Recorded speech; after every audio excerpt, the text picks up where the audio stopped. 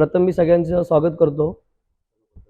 सर्व पत्रकार, सन्माननीय पत्रकार बंधू, आजच्या पत्रकार परिषदेत आपल्या सर्वांचे सहर्ष स्वागत।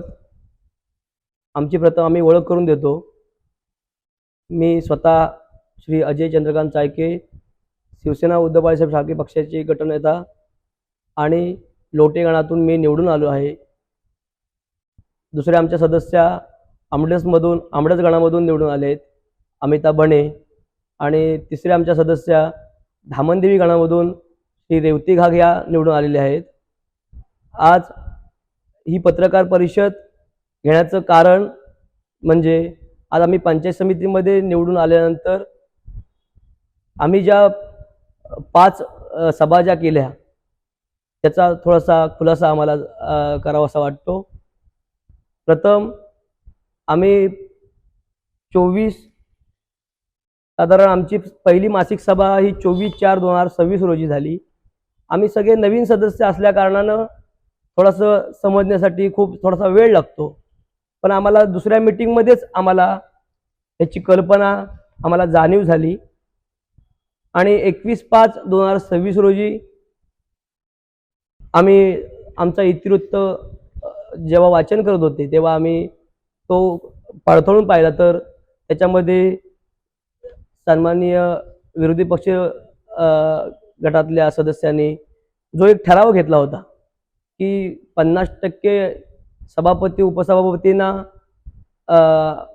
जो काही निधी उपलब्ध होणार आहे, सेस फंड असेल किंवा अजून कोणता निधी 15 आयुक्त आयोग असेल, असा जो निधी उपलब्ध होणार आहे तो निधी 50% सभापती उपसभापतींना याचे अधिकार राहतील।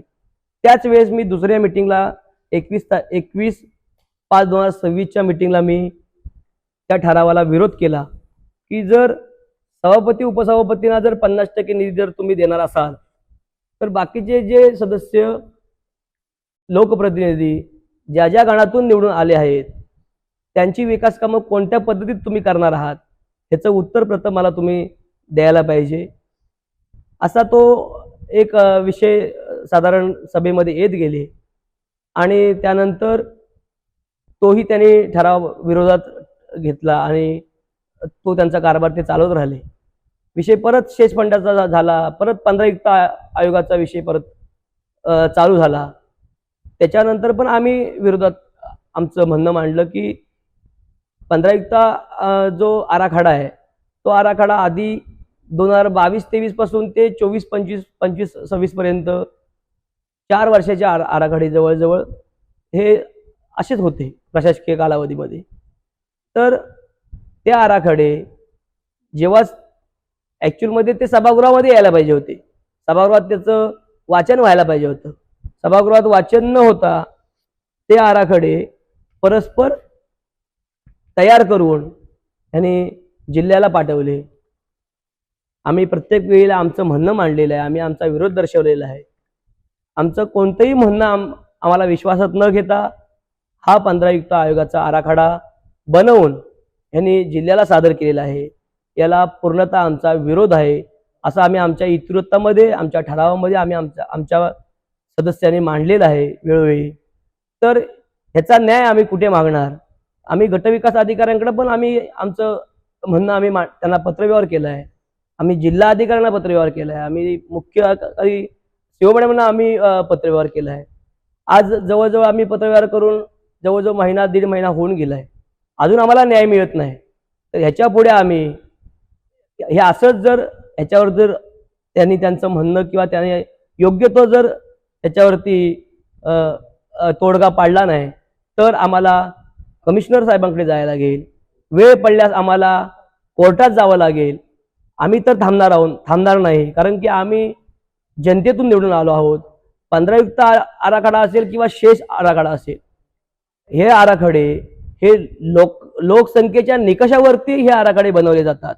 कोणाच्या व्यक्तिगत किंवा एखाद्या गणापुरता मर्यादित हा आराखडा बनवला जात नाही, पहिली गोष्ट। कारण की आम्ही लोकांमधून निवडून आलोय तर लोकांच्या हिताचं काम झालं पाहिजे, लोकांना विश्वासात घेऊन काम झालं पाहिजे। त्याच्यासाठी आपण जे निवडून आलो आहोत, जे 14 सदस्य निवडून आले आहोत ते आपण विश्वस्त म्हणून आहोत, आपण तिथे मालक नाही। आपण जर लोकांसाठी निवडून आलो आहोत तर लोकांच्यासाठी आपण काम करायला पाहिजे. जर एखाद्या गणापुरता जर विचार होत असेल तर हे संपूर्ण हे चुकीचं आहे. हे संविधानाला धरून हा विषय नाही. हे निव्वळ आराखडे हे चुकीचे आहेत. आणि जर हे आराखडे आपल्याला तुम्ही आराखड्यासाठी जर तुम्ही इथपर्यंत जर आला असाल किंवा हे तुम्ही जर हे तुम्ही स्वतःसाठी जर हे आराखडे बनवणार असाल तर तुम्ही सत्तेत आहात. तुम्ही सत्तेत असताना सुद्धा तुम्हाला निधी कमी पडतोय. तुम्ही उलट विरोधकांना निधी दिला पाहिजे. विरोधकांना तुम्ही निधी दिला पाहिजे. तुम्ही सत्तेत असताना सुद्धा तुम्ही निधीसाठी हे ते ठराव घेताय चुकीच्या पद्धतीनं. कारण कुठेही संविधानामध्ये असा कुठेही ठराव होत नाही. 50% ठराव हा सभापती उपसभापतींना असा ठराव कुठेच होत नाही. त्याच्यामुळे तुम्ही अजूनही वेळ गेलेली नाही. आपण चांगल्या पद्धतीत बसून विरोधकांना विश्वासात घेऊन हे आराखडे बनवा आणि ह्याच्यावर योग्य तो तुम्ही आम्हाला न्याय द्याल अशी अपेक्षा करतो आणि इथेच थांबतो. जय हिंद, जय महाराष्ट्र. टाइम्स डिजिटलला लाईक करा, शेअर करा, सबस्क्राईब करा आणि बेल आयकॉन दाबायला विसरू नका. Times digital.